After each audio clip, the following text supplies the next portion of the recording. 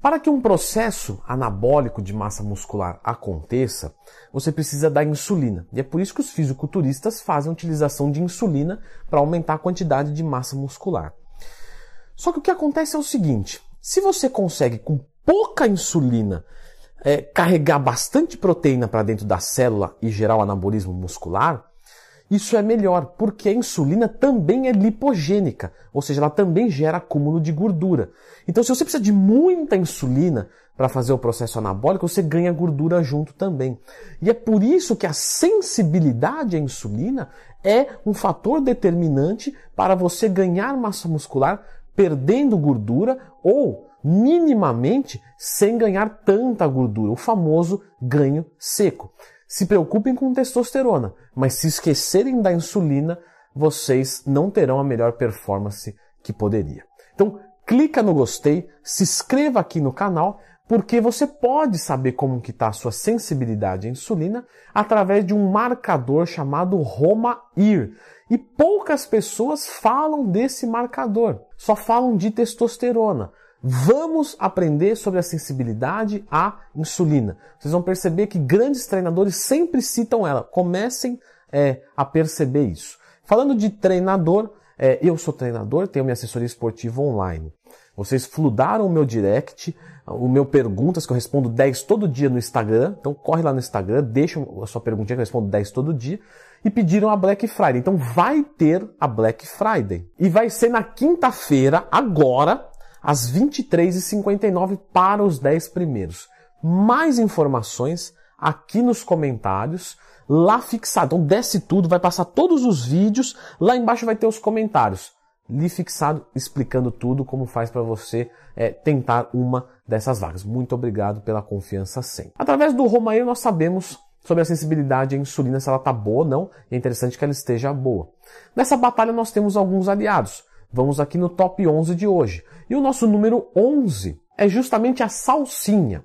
A salsinha ela tem a presença do vanádio, que é um mineral muito bom para a sensibilidade à insulina. O que acontece é de que você tem que consumir muita salsinha para conseguir uma quantidade legal de vanádio. Então fica mais viável você suplementar com o vanádio.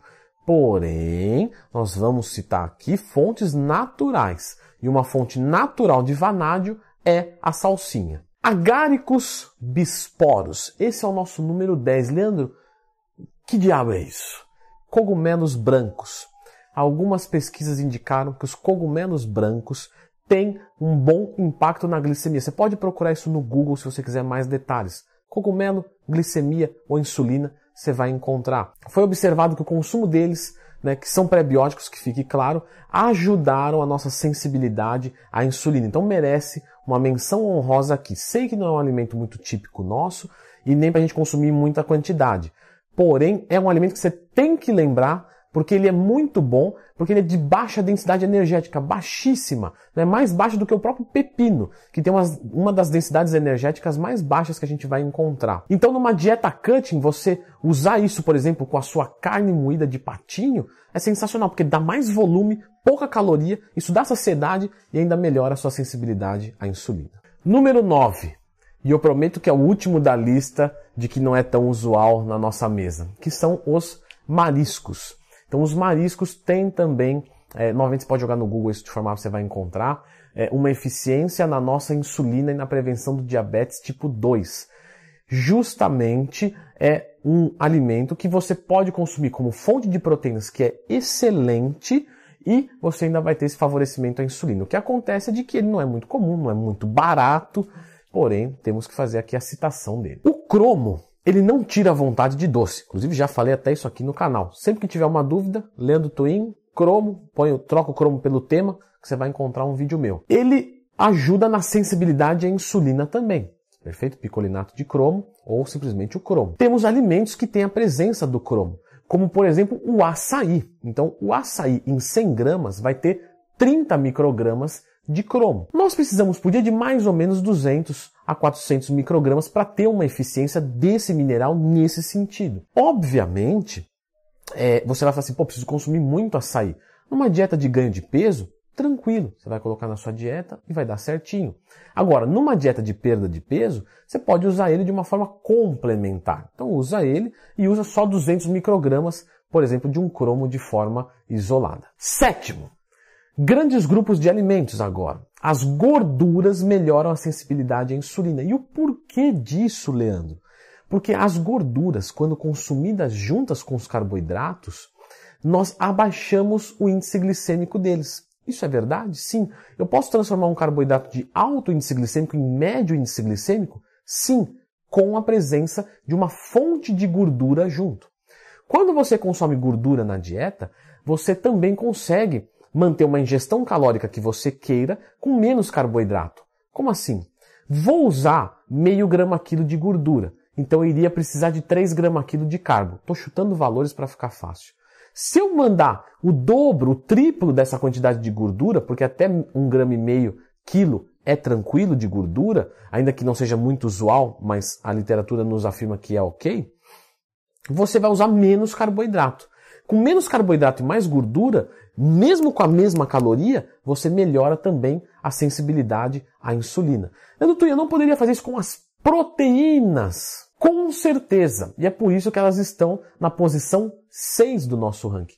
As fontes de proteínas, elas também, juntamente com o carboidrato, abaixam o índice glicêmico. O que acontece é de que a gente não pode exagerar nas proteínas. Eu consumo 2 gramas quilo. Vou jogar 3 gramas quilo para tirar 1 grama quilo de carbo. Não é interessante. O excesso de proteína não vai ser bem aceito pelo nosso organismo e também pela nossa performance.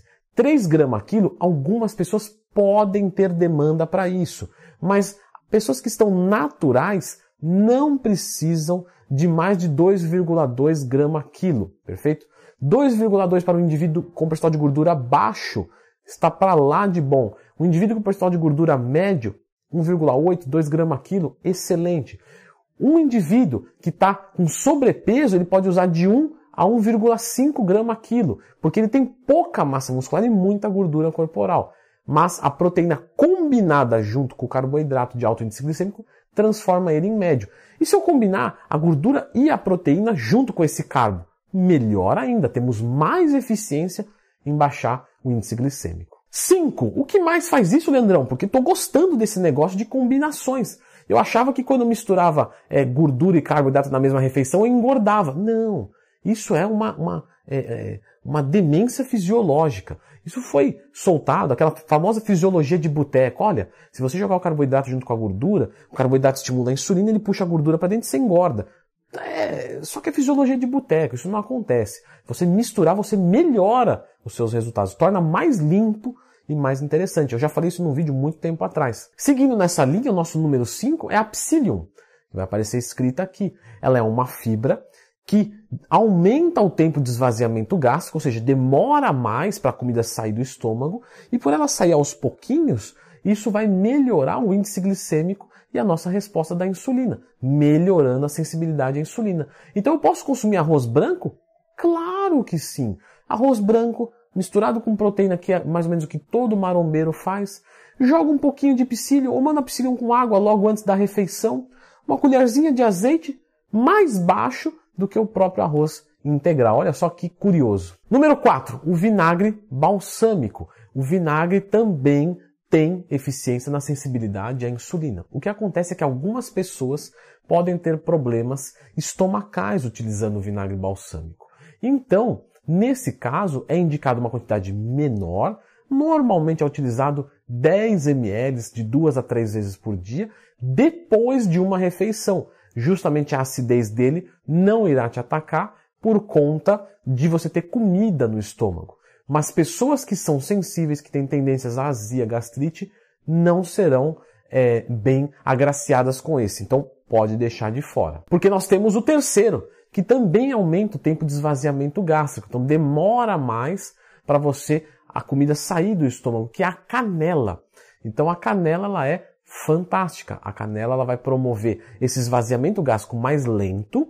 Então você consegue transformar uma refeição que era de média absorção em lenta absorção e o carboidrato cai mais lento na corrente sanguínea. Vocês percebem como é importante o carboidrato cair lentamente na corrente sanguínea? Porque a insulina vem trabalhando aos poucos. Caiu um pouquinho, produz um pouquinho, caiu um pouquinho, produz um pouquinho. Se cai de uma vez, tem que fabricar um monte e isso piora a sensibilidade à insulina. Então a canela também é a favor disso. Número 2, você fazer a utilização justamente de um carboidrato já de baixo índice glicêmico.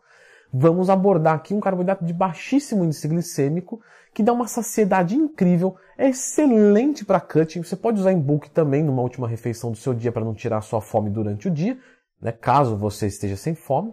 Se você já tiver com fome, você pode usar no bulk justamente para que não tenha. Que são as lentilhas, um alimento barato, fácil de fazer, joga na água 20 minutos, meia hora, tá pronto, gostoso para a maioria das pessoas, eu adoro. E é baixíssimo índice glicêmico, super fibroso, controla o intestino, show de bola. E seguindo nessa linha, o nosso número 1, que é o mesmo princípio, que é o feijão.